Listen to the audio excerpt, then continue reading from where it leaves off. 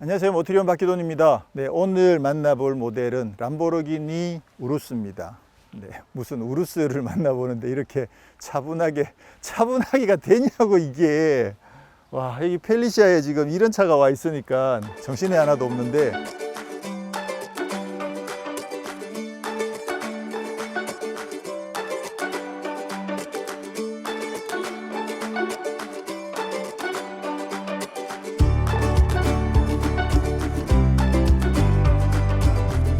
자, 드디어 람보르기니도 SUV를 만들었습니다. 사실 이런 아주 스페셜한 브랜드들이 SUV를 만들기 시작한 건 포르쉐가 시작이었죠. 카이엔이 등장했고 벤테이가도 등장했고 르반떼에 이어서 우루스에 이어서 지금 에스톤 마틴도 만들고 있고 페라리도 차를 만들고 있습니다. SUV를.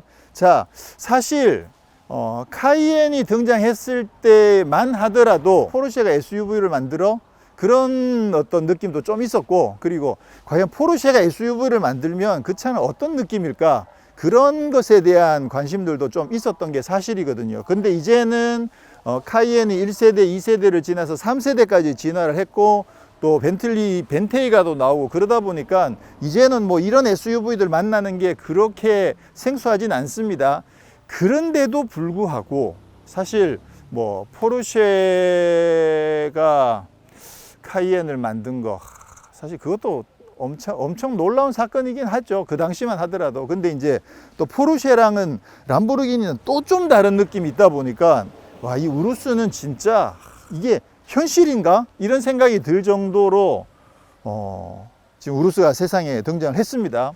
여기서 이제 또 관심이 생기는 거죠. 제가 오늘 시승을 하면서 이 우루스에 대해서 알아볼 건데, 과연 우루스에 대해서 뭐가 궁금한가, 그 부분이 사실 좀 중요하죠. 근데 처음에 카이엔이 등장했을 때 SUV도 포르쉐가 만들면 스포츠카가 된다, 사실 그런 어떤 캐치프레이즈가 있었지만 막상 실제로 차를 타보면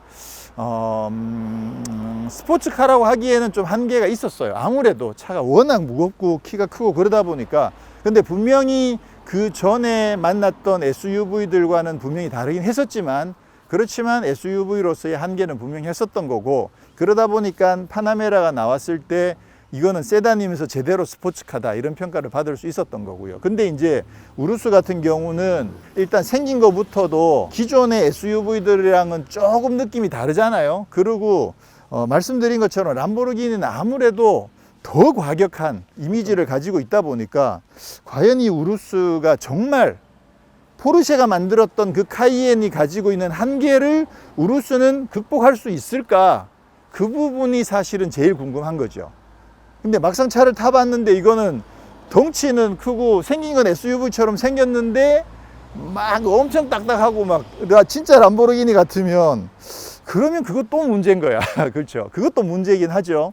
이 차를 가지고 평상시에 여행도 좀 하고 좀 편하게 타야 되는데 이게 막 너무 람보하면 그러면 그것도 또 문제니까, 과연 거기에서 어떤 지점에서 절묘하게 절충을 잘 해서 정말 조화롭게 조화혜연이 오늘 오진 않았습니다만 다른 스케줄이 있어서 오늘 조화혜연은 못 왔는데, 앞으로 조화혜연은 좀 더 자주 만날 수 있도록 하고요. 자, 얼마나 조화롭게 세팅을 잘 했을까 정말 궁금합니다. 자, 그리고 우루스는 이미 뭐 벤테이가 카이엔 때도 이미 여러 번 말씀드린 것처럼 폭스바겐 그룹의 MLB 에보 플랫폼으로 만들어졌습니다. 그러니까 카이엔, 그 다음에 우루스, 벤테이가, 또 투아렉, Q7 이런 차들이 다 형제라는 거죠. 제가 지난번에 카이엔 시승하면서 야, 우루스 너 별걸까? 이런 이야기를 했었는데 과연 별건지 오늘 한번 살펴봐야 될 것 같고요. 근데 사이즈가 참 제각각이에요. 정말 제각각인 게 투아렉하고 카이엔은 휠베이스가 똑같아요. 그 다음에 벤테이가는 휠베이스가 카이엔보다 더 길고 차체 길이도 훨씬 더 길어요. 근데 휠베이스는 우루스가 제일 깁니다. 휠베이스가 3003mm, 3003이거든요. 휠베이스가 그 형제차들 중에 휠베이스는 제일 길고 차체 길이는 이게 5112예요. 그래서 벤테이가보다는 조금 짧긴 하지만 그래도 길이가 5112면 5m가 훌쩍 넘죠. 휠베이스가 3003이니까 3m가 넘죠. 그러면 제가 예전에 자주 말씀드렸던 어떤 그 기준 중에 하나가 뭐냐면 휠베이스가 3m가 넘고 길이가 5m가 넘으면 대형 세단 이렇게 말씀드렸거든요. 대표적인 게 이제 벤츠 S클래스. S클래스가 3m, 5m를 넘는 그 기본형인데 지금 이 우루스가 이게 SUV인데 벤츠 S클래스랑 사이즈가 거의 비슷하다는 거죠. 롱휠 베이스 말고요. 기본형이랑. 휠베이스가 3m가 넘고 길이가 5m가 넘는 이게 진짜 이게 현실감이 오나요? 자, 그런 반면에 키는 아무래도 경쟁 모델들 대비 제일 낮습니다. 뭐 투아렉이나 벤테이가 이런 거랑 비하면 거의 한 10cm 정도 키가 더 낮고 그리고 카이엔보다도 한 3, 4cm 정도 더 키가 낮습니다. 그런 만큼 차체의 스타일 자체가 아무래도 기존의 SUV랑은 좀 다르죠. 굉장히 늘씬하면서 이거는 좀 납작하고 지상고는 높고 이해가 되세요? 이 접근법 자체가 그래서 제가 생각하는 게 뭐냐 하면 일단 이 차를 제대로 타보지 않은 상황에서 제가 생각하는 그 접근법은 뭐냐면 예전 카이엔은 SUV가 있어. 근데 그 SUV를 좀 포르쉐답게 조금 쉬프팅하는 그런 느낌의 모델이었어요. 그러니까 SUV인데 좀 포르쉐 느낌을 어떻게든 조금이라도 넣어보자 라는 느낌이었다면 제가 생각하는 뭐 이따 타보긴 해야겠습니다만 제가 생각하는 우루스는 람보르기니가 있어. 근데 이 람보르기니를 어떻게 하면 평상시에 좀 편하게 탈 수 있을까? 라고 접근을 해서 람보르기니에서 이쪽 실용성 쪽으로 조금 시프팅을 한 모델이 아닌가. 그래서 문짝도 이렇게 4개를 달고 우와 프레임리스도 이야 문짝도 4개를 달고 그리고 차체도 가능하면 좀 SUV 느낌이 덜 나게끔 스포츠카처럼 좀 날렵하게 만들고 이렇게 해서 만든 게 아닌가. 그런 만큼 주행 감각에서도 카이엔과는 또 다른 어떤 느낌을 만들어 줄 수 있지 않을까 라고 이제 기대를 하는 거죠. 뭐 타봤는데 실망할 수도 있긴 합니다. 일단 자, 그러면 디자인도 한번 같이 보겠습니다. 자, 일단 앞모습에서부터 와 뾰족뾰족하죠. 여기에 이렇게 각이 져 있는 부분은 아벤타도르 느낌도 사실 상당히 많이 나고요. 그릴을 엄청나게 크게 뚫었어요. 그러면서 여기다가 포크 2개를 이렇게 딱 박아 가지고 소고기 굽는 그 포크. 자, 안쪽에 라디에이터 그릴이 그대로 노출이 되어 있는데 여기가 일단 지금 여기 블랙이잖아요. 그러다 보니까 안쪽에 하얗게 노출이 되어 있을 텐데 보통은 여기도 노출이 되어 있거든요. 근데 다 까매요. 그래서 구멍을 크게 뻥뻥뻥 뚫어 놨지만 안쪽에 하얀 부분이 보이지 않고 까맣게 보이는 점, 이런 점들도 굉장히 잘 해놨죠. 섬세하게 디테일을 잘 살려놨고요. 여기 핀을 이렇게 날개 모양으로 이렇게 이중으로 되어 있고 밑에도 스포일러처럼 사실 까만 부분이 이렇게 플레이트가 있긴 합니다만 여기 이제 노란색으로 약간 스포일러처럼 요 날개를 달아놓은 부분, 이런 부분들도 좀 스포츠카의 느낌을 아무래도 잘 살렸죠. 헤드램프도 약간 Y자 느낌의 주간 주행등을 갖고 있으면서 상당히 날렵하게 만들어 가지고 이게 아무래도 이렇게 앞으로 좀 뾰족하게 내려온 느낌, 이 부분이 SUV는 보통 이렇게 돼 있는 경우들이 많잖아요. 그러다 보니까 조금 더 뾰족하게 날렵하게 만들어서 좀 더 스포츠카 느낌을 많이 살려낸 그런 부분들이 있습니다. 정말 이 정도면 뭐 역대급이죠. SUV에서 이 정도로 뾰족하게 만들어낸 경우는 사실 거의 없다고 봐야 되니까 역대급이라고 봐야겠죠. 사실 뭐 스포츠카 같은 이미지는 앞모습이 좀 더 제대로 스포츠카 같은 느낌을 나타내긴 하지만 이 우루스의 성격을 제대로 알 수 있는 부분은 사실 옆모습이에요. 이 루프 라인, 이 부분, 그죠? 길게 뻗어 있는 늘씬한 이 바디 라인, 이 부분이 아무래도 좀 우루스를 제대로 설명해 줄 수 있는 그런 부분이라고 생각을 하고요. 야, 이 칼들 보세요. 이 칼 자국들, 그죠? 와, 크리스 뱅글이 다시 돌아온 것 같은 느낌이 들 정도로 와, 칼 자국을 정말 예리하게 넣어 놨는데 이게 사실 사진으로 봤을 때는 이렇게까지는 보이지 않았는데 여기서 보니까 여기서 라인이 이렇게 쭉 가잖아요. 가서 여기 끝이 이렇게 뾰족하게 돼 있어. 이거 완전 화살이야, 화살. 와, 이런 느낌이었구나. 이 사진으로는 사실 잘 못 봤었는데 오늘 이제 보니까 쫙 와서 여기 끝이 뾰족하게 되어 있는 완전 화살 같은 이렇게 퓨 날아가는 그런 느낌으로 지금 디자인이 되어 있군요.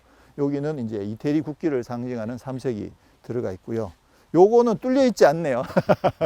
보통 여기에 이제 구멍이 있으면 뚫려 있느냐 이런 이야기 많이 하는데 여기에 뚫려 있거나 근데 뚫려 있지는 않습니다. 자, 그리고 아무래도 SUV다 보니까 이제 그 블랙으로 좀 강한 느낌을 주면서 또 아무래도 이제 하체로부터 튀어오는 그런 부분들도 커버할 수 있도록 블랙을 커버를 해 놨고요. 그리고 자, 지금 보시는 것처럼 이 거대한 SUV의 휠도 막 어마어마하게 크죠. 야, 이거 휠이 23인치예요. 23인치. 와.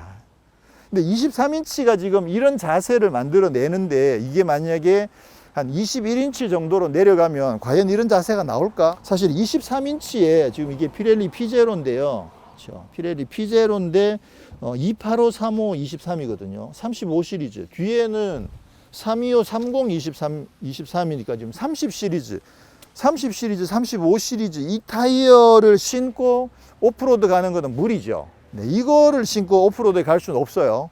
대체로 이제 오프로드라고 하면 아무래도 그 돌 같은 것도 섞여 있기 마련이니까 그래서 그렇게 되면 이제 여기 막 기스 다 가버리겠죠. 그래서 이거를 신고 오프로드 간다는 건 사실 무리라고 생각되고 다만 뭐 약간의 비포장 도로라든가 그런 거 약간 진흙길 이런 정도는 뭐 어느 정도 커버를 하겠지만 좀 뭐 자가렐이나 바위들이 조금만 있어도 무리라고 생각을 하고요. 모래 사막은 어떨까? 사막은 그래도 좀 괜찮긴 하겠죠. 그렇다고 해서 이걸 오프로드를 생각해서 21인치로 줄이고 이걸 40 시리즈로 올린다? 그것도 또 이상하잖아. 그죠? 그러니까 이 우루스의 성격 자체가 오프로드도 갈 수 있어. 갈 수 있다니까. 근데 나는 그냥 일상생활에서 좀 더 편하게 탈래. 자, 람보르기니는 어쨌거나 지금까지 예전에 가면 뭐 포도 모델들이 있었지만 최근에 지금 현재는 라인업에서 4인승 모델 자체가 없잖아요. 다 투도어의 미드십 방식의 스포츠카만 있는 상황이거든요. 페라리는 뭐 FF도 있고 그렇긴 합니다만 지금 그러다 보니까 람보르기니를 평상시에 좀 더 편하게 탈 수 있는 방법은 뭐 문짝도 4개가 있어야 되고 차고도 어느 정도 높아야 되는데 그래서 그냥 그거를 한 방에 우루스에다 다 몰아 넣어 버린 거지. 포르쉐는 파나메라랑 카이엔으로 나뉘잖아요. 페라리는 FF랑 향후에 나올 SUV로 나뉘잖아요. 근데 람보르기니는 이거 하나로 다 쓰겠다는 거지. 그래서 어떻게 보면 좀 세단의 느낌도 있으면서 스포츠 세단의 느낌도 있으면서 SUV의 느낌도 있는 제가 봤을 때는 이 컨셉이 좋은 것 같아요. 저는 미안. 야, 본의가 아니었어. 제가 봤을 때는 이 컨셉이 좋은 것 같아요. 하나로 다 해결되잖아. 저는 그거에 대한 그 기본적인 그 마인드가 있거든요. 뭐냐면 내가 만약에 뭐든지 다 살 수 있어. 근데 만약에 이 세상에 있는 모든 차들 중에 단 한 대만 소유해야 된다면 그러면 뭘 살까? 라는 질문을 저는 가끔 해보거든요. 그렇게 봤을 때 그러자면 결국은 다양한 니즈들을 다 아우를 수가 있어야 되는데 그렇게 봤을 때 그동안 이제 뭐 파나메라 터보 이런 차들 그 차들은 파나메라 터보는 거의 스포츠카 같은 성능도 내면서 편안하게 4명이 탈 수도 있고 지상고도 조금 높이면 약간의 험로도 들어갈 수 있고 그런 정도였었는데 사실 이제 해결이 안 되는 건 지붕 여는 것만 해결이 안 되는 상황이었죠. 그랬는데 이 차 같은 경우는 그걸 좀 더 과격하게 즐길 수 있는 그래서 험로에도 좀 더 제대로 들어갈 수 있고 그러면서 실내 공간도 훨씬 더 넉넉하고 와 이거는 진짜 이 차 하나로 모든 것들이 다 해결되는 정말 완벽한 끝판왕이다. 일단 이 차가 가지고 있는 성격은 그렇다고 보여집니다. 거기다가 스포츠카의 성능까지도 갖고 있다면 그건 뭐 진짜 더할 나위가 없죠. 여기 루프 라인이 상당히 날렵하게 떨어지죠. 그래서 과연 뒷좌석이 공간이 어느 정도 나올지도 사실 상당히 궁금하고요. 뒷부분으로 오게 되면 이 지붕이 떨어지면서 보통 이제 그 SUV들은 이렇게 떨어지고 그 쿠페형 SUV들이 이렇게 떨어지는데 이거는 뭐 말 그대로 거의 쿠페형 SUV 느낌인데 그거보다도 더 쿠페형 SUV도 그래도 이렇게 좀 약간은 어쨌거나 쿠페형 SUV의 모습을 갖고 있다 이렇게 보면 되겠네요. 자, 뒷모습은 좀 복잡하네. 앞모습보다는 좀 덜 예쁘네. 사실 앞모습도 그 컨셉카 나왔을 때보다 조금 얌전해지긴 했죠. 그렇긴 하지만 그래도 앞모습은 훨씬 더 멋졌었는데 뒷모습은 얍 이거 안 되는구나. 분명 키 가지고 있는데 없나 봐요. 자, 그래서 뒷모습은 조금 복잡하기도 하고 뭐 예쁜 걸로 따지면 조금 덜 예쁘기도 하고 그래도 지금 머플러도 양쪽에 막 엄청 우락부락하게 돼 있고 디퓨저 느낌은 따로 없네요. 요 핀들 있긴 합니다만 이건 뭐 디퓨저라고 할 수는 없고 그래서 고속 주행을 위한 디퓨저 이런 부분들은 없고 아마 이게 그 일반 스포츠카들이 뒤쪽에 와류를 잡아주는 디퓨저를 설계하는 거랑 좀 다르게 이거는 형상이 좀 많이 다르잖아요. 그래서 여기도 지금 날개가 하나 있고 여기도 지금 또 스포일러가 하나 더 붙어 있거든요.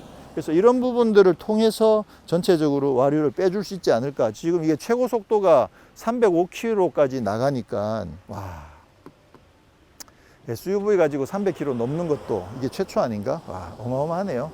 자, 트렁크를 한번 볼게요. 짠. 우와, 우와, 넓다. 와, 야, 역시 길이가 사이즈가 깡패긴 깡패네요. 길이가 워낙 기니까 이 트렁크 공간도 굉장히 넓네요, 이게. 우와. 그리고 엄청 반듯하고. 이야, 진짜 잘 해놨네. 여기 지금 격벽도 하나 있는데 요거 자, 그럼 일단 시트를 한번 눕혀. 여기는 지금 차고 조절이 되거든요. 좀 내려가죠. 예, 이렇게 해서 짐 실을 때는 요거를 최저로 낮추는 거죠. 네, 이렇게 해서 낮추고 올리고 할 수가 있고 그리고 시트를 접으려면 혜영 기자가 또 이 영상을 보고 나면 여기서 또 차박을 해보고 싶어 할 가능성이 있으니까 한번 누워는 봐야 될 것 같은데 밑에는 스페어 타이어는 없고 네, 뭐 공구들이 들어 있습니다. 요거는 지금 오디오인 것 같고요. 네. 자, 그러면 이거 시트를 앞에 가서 눕혀야 되나? 눕혀지나? 가만. 폴딩이 안 되나 봐. 실화입니까? 지금 이게 2열 시트가 지금 전동이거든요. 이렇게 해서 폴딩이 안 될 거 아니야. 와, 이거 실화입니까? 아, 그렇구나. 이걸 이렇게 최대한 앞으로 민다고 하더라도 이걸 접을 수는 없군요. 와, 난 오늘 또 우루스에 람보르기니 한번 누워보겠다고 오늘 내가 큰 뜻을 품고 그렇게 왔는데 누울 수가 없겠구나 이게. 그렇군요. 이거는 얘는 좀 얘도 분리가 되긴 하나 보네. 어쨌건 지금 이렇게 격벽을 만들어 놔 가지고 짐이 승객 쪽으로 넘어오지 않도록 요거도 그래도 스키스로도 만들어 놓고 지금 이런 형태가 되어 있고요. 자, 일단 공간은 굉장히 여유가 있습니다. 근데 2열 시트가 폴딩이 안 되는 관계로 누워 볼 수는 없어요. 이게 지금 현재 이 차는 4인승 구조거든요. 2열 시트가 분리형이에요. 이게 5인승이면 폴딩이 되는 건가? 그건 이제 확인을 해봐야 될 것 같습니다. 그래서 폴딩이 되면 한번 누워 보려고 했는데 아쉽지만 누워 볼 수는 없네요. 근데 트렁크 공간은 와, 진짜 좋다. 이게 입구가 굉장히 넓잖아요. 굉장히 넓고 그리고 바닥도 굉장히 평평하고 반듯하게 잘 해놔 가지고 와, 진짜 좋네. 이건 뭐 진짜 이 차 하나면 끝장나는 거네. 진짜 끝판왕이네, 끝판왕. 이걸로 다 해결되네, 다 해결. 이게 지금 차고가 조금 더 낮아졌잖아요. 뒷만 지금 보시면 앞은 높고 뒤만 낮아졌거든요. 자, 그래서 이게 그 최저 지상고가 스트라다 모드일 때 173mm예요. 그러면 173mm면 사실 SUV로서는 그렇게 높은 편은 아니죠. 랜드로버 이런 차들이 기본이 210mm 정도 되니까 그 차들보다는 확실히 낮긴 하죠. 근데 173이면 보통 일반적인 컴팩트 SUV들, 그죠? 저기 셀토스나 뭐 이런 차들이랑 좀 비슷한 그런 수준을 하고 있는데, 요게 코르사 모드나 스포츠 모드가 되면 여기서 15mm가 더 낮아져서 158mm까지 내려가요. 그렇게 되면 사실 스포츠카로서도 굉장히 안정적인 주행을 할 수 있는 그 정도의 최저지상고까지 확보를 하게 되는 거죠. 그리고 오프로드가 들어가면, 오프로드 모드인 이제 내부 모드가 되면 여기 최저 기본에서 40mm가 더 높아져서 213까지 올라가는데, 근데 이거를 또 더 높일 수도 있어요. 더 높이게 되면 최대 248까지 올라간다고 그랬거든요. 와, 그러면 거기서 한참 더 올라가는 거네. 그래서 최대로 높일 경우에는 248까지 올라가더라. 말씀드린 것처럼 랜드로버의 그 디스커버리 이런 차들이 기본이 210이고, 그리고 거기서 최대한 70까지 75mm까지 돌면 285까지 올라가는데, 이 차는 최대 248mm까지 최대로 올릴 수가 있더라. 그러면 사실 그 정도면 오프로드 제대로 탈 수 있죠. 네, 그 정도면 충분히 제대로 탈 수 있는데, 근데 이제 뭐 들어가느냐의 문제인 거죠. 자, 그렇습니다. 그러면 뒷좌석도 한번 앉아 볼게요.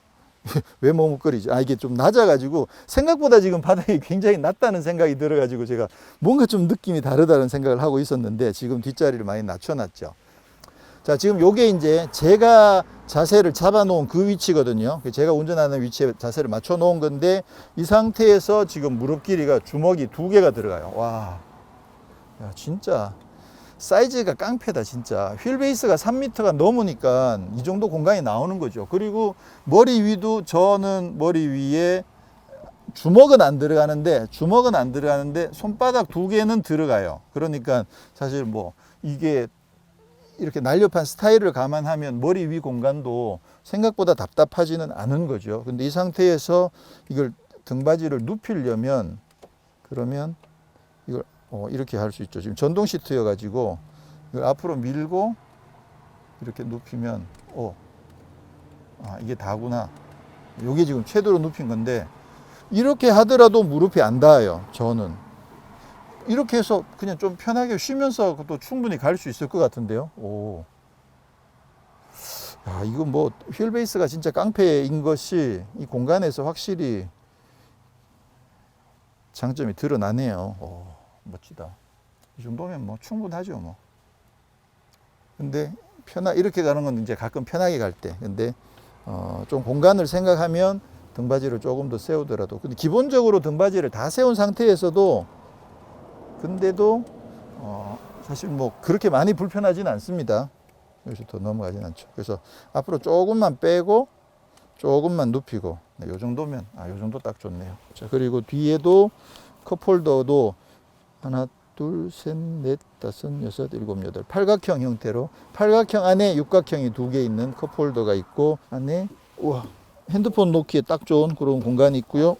우와, 엄청 바닥이 깜깜해서 안 보이는데 엄청 깊어. 이만큼 깊은 수납 공간도 지금 마련되어 있고, 안쪽에 USB도 2개가 마련되어 있습니다. 뒷좌석 수납 공간은 잘 해놨네요. 이쪽 도어 포켓도 여기도 엄청 넓은 큼지막한 도어 포켓이 마련이 되어 있고, 야, 시트도 와, 노란색 스티치 짱이네. 자, 그러면 앞자리도 한번. 근데 이제 지금까지 람보르기니가 아벤타도르나 우라칸이었잖아요. 그러다 보니까 이게 여기가 이렇게 쫙 이렇게 내려오면서 이게 막 스포츠카 느낌 이런 게 좀 있다가 큼지막한 모니터가 2개가 딱 들어오고 하다 보니까 뭔가 조금 람보르기니로서는 약간 어색한, SUV니까 어쩔 수 없고 실용성을 생각하면 어쩔 수 없는 부분이긴 하지만 과격함은 조금 드러냈네요. 어쩔 수 없죠. 네. 시동은 역시나 여기서 커버를 올리고 버튼을 눌러서 우와, 나 지금 스트라다 모드인데 문을 열어 놓으니까 밖에서 시동 소리가, 엔진 소리가 제대로 나네요. 와, 멋지다.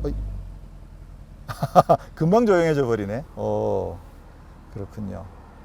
자, 기능들은 조금 이따 살펴보기로 하고, 일단 디자인적인 면에서 이거 여기 시프트 패들도 엄청 뾰족하게 잘 장착이 되어 있고, 전동으로 스티어링 휠이 움직이고, 이게 이제 모든 것들이 다 터치로 이렇게 해서 이게 이게 터치인데요. 그냥 하면 터치가 안 되고 정전식 느낌이랑 좀 달라요. 그냥은 안 되고 이거를 살짝 눌러줘야 돼.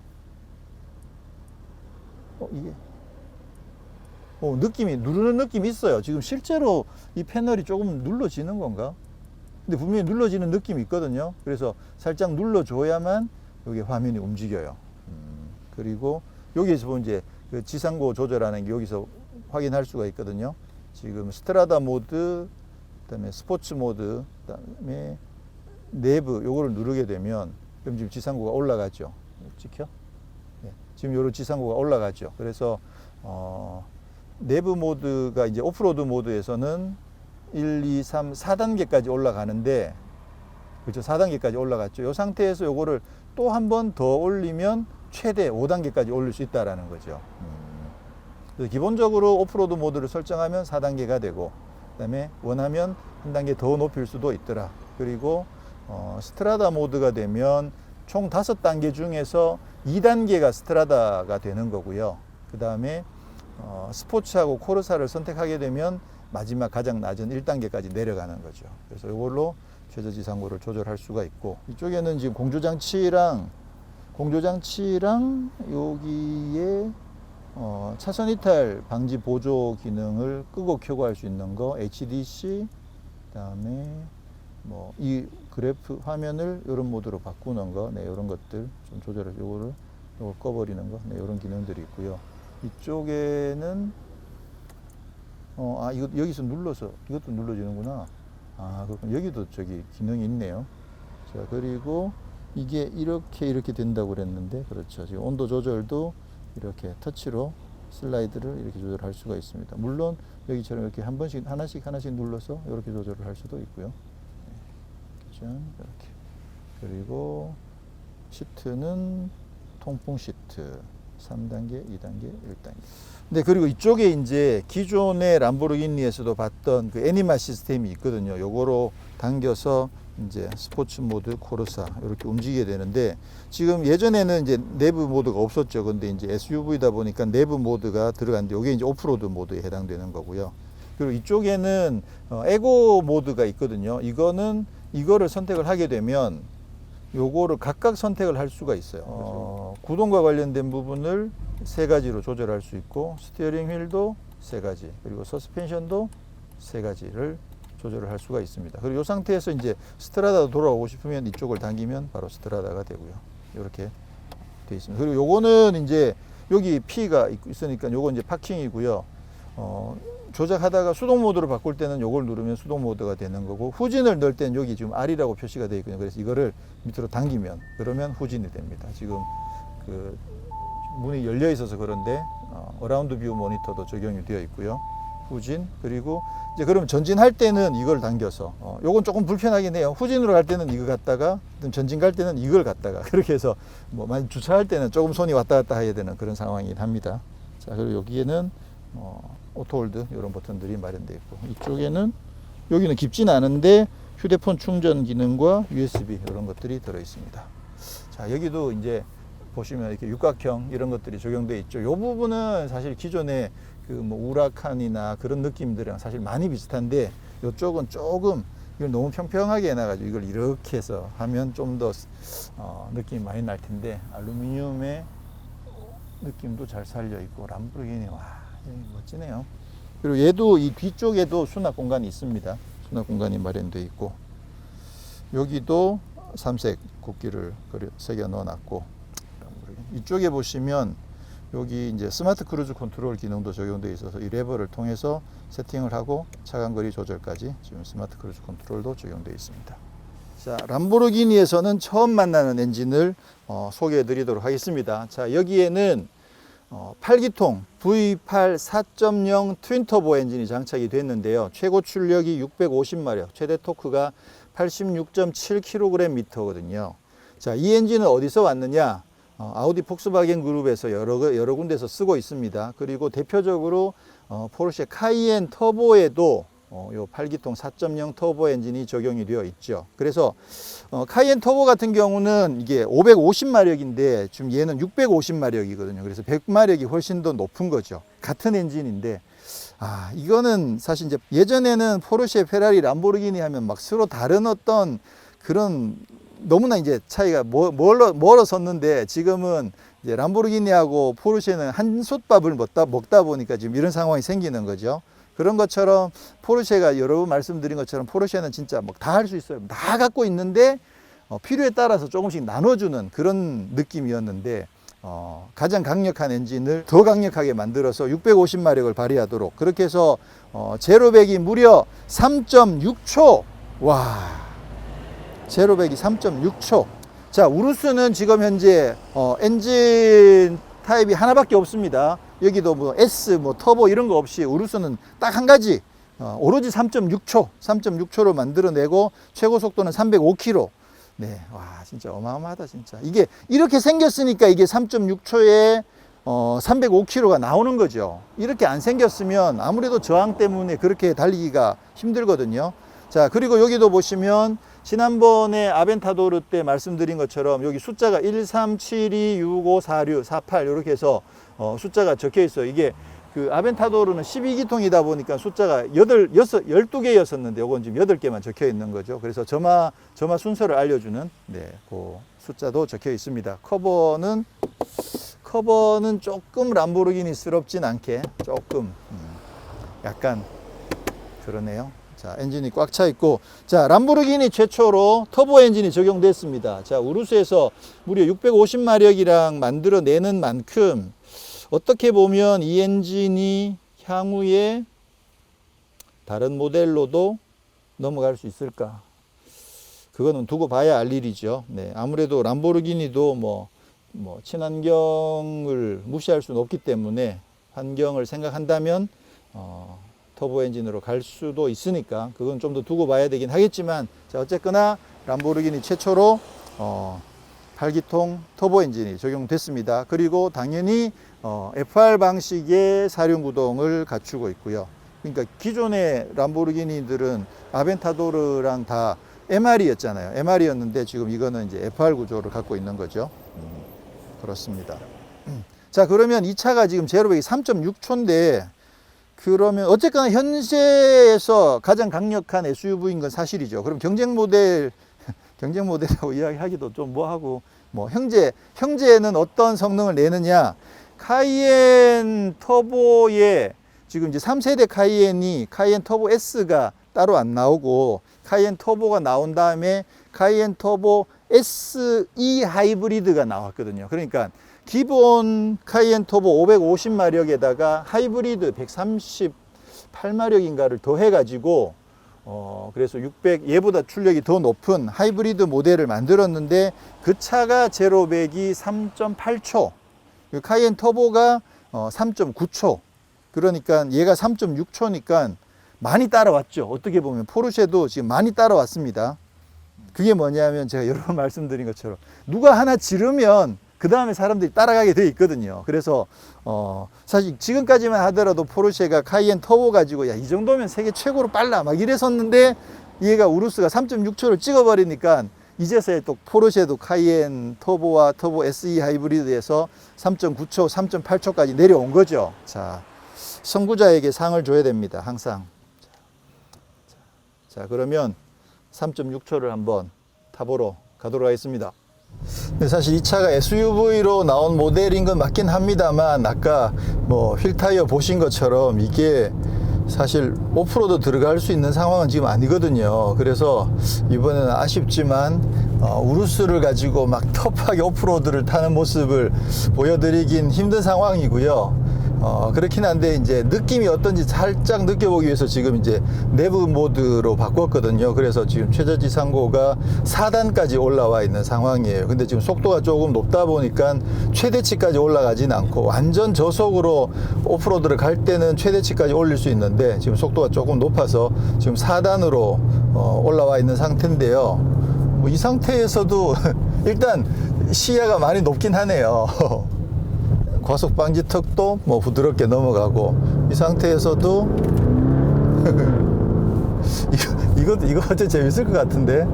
이게 지금 뭐 차가 굉장히 높은데 근데도 느낌은 일단 되게 좋아요. 좋은 것이 뭐 출렁거리거나 이런 느낌이 아니어가지고. 근데 어차피 SUV들 중에서 랜드로버나 이런 차들은 기본이 210은 되잖아요. 그러다 보니까 지금 이게 뭐 4단 올리면 그거보다 조금 더 높아지긴 하거든요. 그렇긴 한데 이것도 나름 재미있는데요. 자, 그럼 이제 요거는 맛보기로 그냥 오프로드 모드에 두고 지상으로 높여서 타면 이 정도 높은 시야를 확보할 수 있다. 네, 그 정도만 확인하는 것으로 마치고 이제 스포츠 모드로 바꿔서 한번 주행을 해보도록 하겠습니다. 지상고가 바로 내려가죠. 가장 낮은 단계인 1단계까지 지상고가 내려갑니다. 일단 스트라다 모드부터 먼저 타보도록 하겠습니다. 스트라다 모드가 이제 기본이고요. 오, 오, 야, 힘이, 야, 지금 카본 세라믹 브레이크까지 적용되어 있어 가지고 일단 뭐 브레이크 성능도 상당히 좋고요. 머리 돌아가는 느낌이 와, 지금 집중 한꺼번에 막 여러 가지 정보들이 너무 많이 들어오고 있어 가지고 머리가 휙휙 돌아가는 느낌이 장난이 아니거든요. 이게 휠베이스가 지금 이게 굉장히 길잖아요. 거의 뭐 동급 최대 그 롱휠 베이스 모델들을 제외하고는 거의 동급 최대의 휠베이스를 갖고 있는데, 근데도 이렇게 머리가 돌아가는 느낌이 와, 진짜 바로바로 돌아가는 느낌 보이세요? 이거 와, 이게 지금 사륜 조향까지 적용되어 있다 보니까 와, 머리가 돌아가는 게 장난 아니게 잘 돌아가네요. 오, 야, 힘도. 근데 지금 이게 스트라다 모드인데 이게 휙 빨려 들어가는 흡기 쪽 흡기 사운드까지 섞여 있는 요 엔진 사운드도 사실 나쁘진 않거든요. 자, 그러면 이번에 이제 스포츠 모드로 바꾸고, 근데 사운드부터 확 바뀌죠. 스포츠 모드가 되면 서스펜션도 더 낮아지기도 하고 더 단단해지기도 하고요. 자, 그러면 시프트 패드를 써서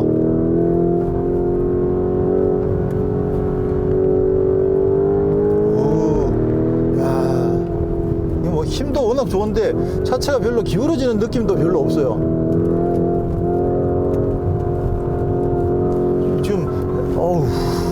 지금 스포츠 모드가 되면 자동적으로 이제 ESC를 끄거든요. 끈 상태다 보니까 뭐 번쩍번쩍 하는 것도 없고. 근데 뭐 지금 힘 자체가 워낙 좋고 안정감도 워낙 좋아가지고 지금 사륜 구동에 이게 뭐 토크 벡터링에 이거 뭐 모든 것들이 지금 다 들어가 있다 보니까 야,